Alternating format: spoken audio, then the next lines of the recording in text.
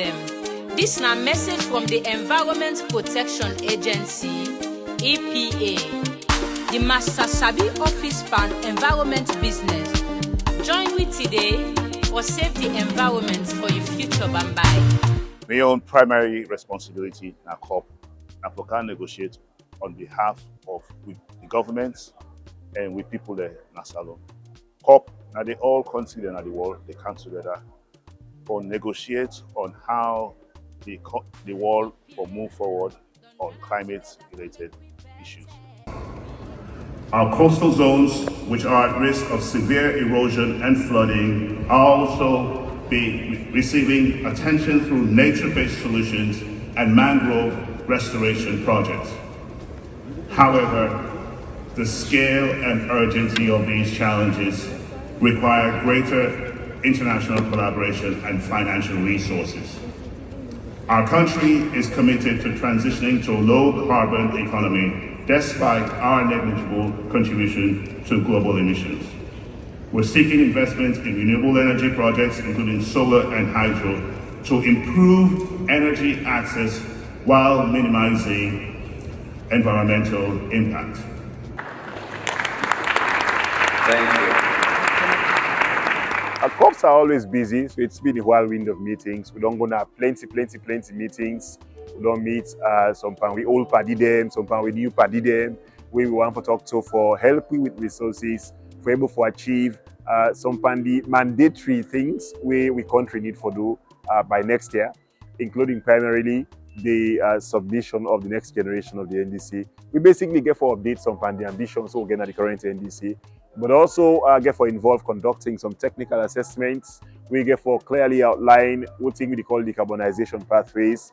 So we get for basically give you information on what are some the possibilities for explore for things like energy transition, renewable energy targets for achieve, energy efficiency targets for achieve, and so on and so forth. What thing we feel saying our objectives for pursue for able for achieve green mobility, for scale up some the exciting e-mobility interventions so they support now. What thing we can support in terms of industrial processes and product use. What thing we can do in terms of food systems transformation and so on and so forth. We don't follow up on several meetings, on several bilaterals, on several side events where they bring out what are the possibility for microable for developing NDC 3.0, and also not only for development but also where the finance will come out for able for implementing.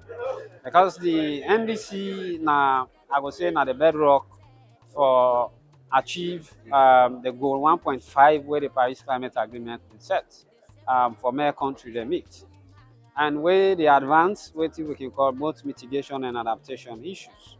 But as a least development country, we contribution to the climate impact very minimal, but we need resources. For me, we also align ourselves to that particular one.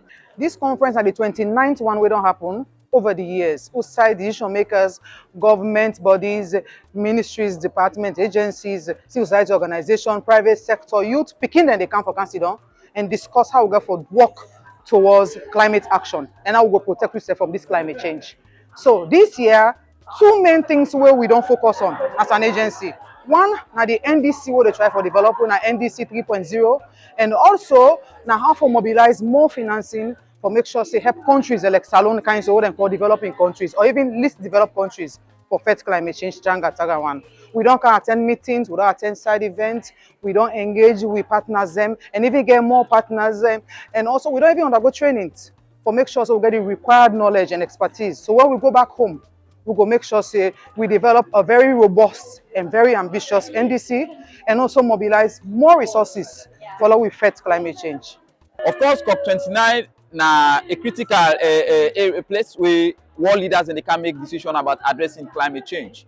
And this year, a COP is dubbed as the Climate Finance COP, as finance is critical in terms of implementation of the plans. We don't develop a lot of plans where we need for implement, and we need finance, we need resources for implement those plans. This COP29 don't try for make we harness opportunities them through leadership on how we're able to bring others on board, for make them able to help we for develop projects, implementation strategies, and also for partner with other NDAs. My key ambition here in this COP is to work on the G7 Plus commitment network. A network has been established and Sierra Leone is part of the G7 network. So we have organized a meeting, a conference, and it has been very successful. So we aim when we go back to Sierra Leone is to work with the other G7 partners to try to see how we can mobilize more funds.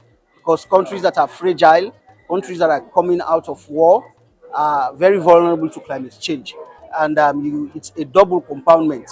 In the meeting, we realized that developing countries, fragile countries, are not getting enough of climate financing. So our target here is to ensure when we go back, we mobilize funds through this network that we are established today.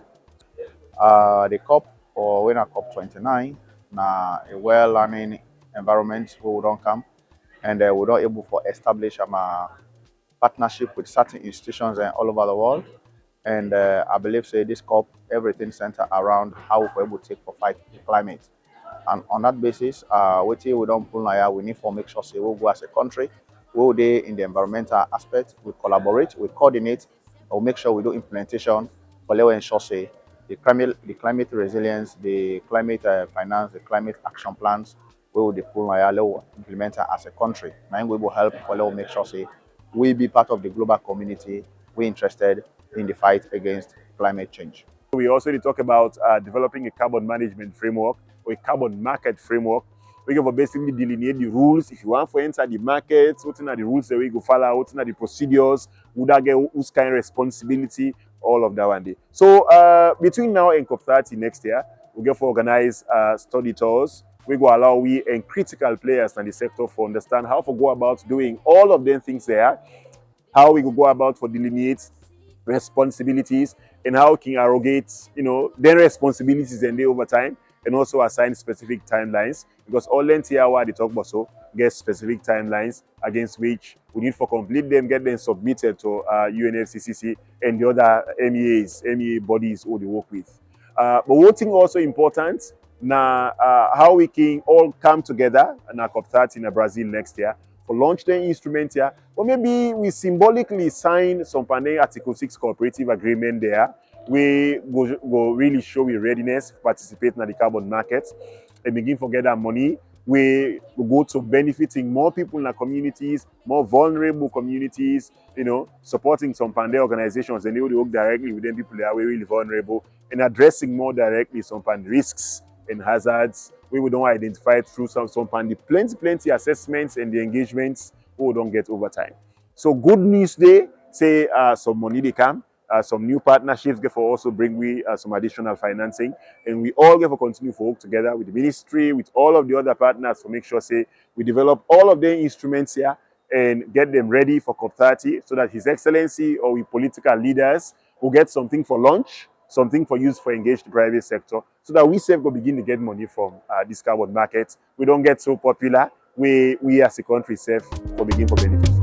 EPA, don't join them together for make we better. EPA, they protect you from dangerous sickness. EPA, they save environment for tomorrow.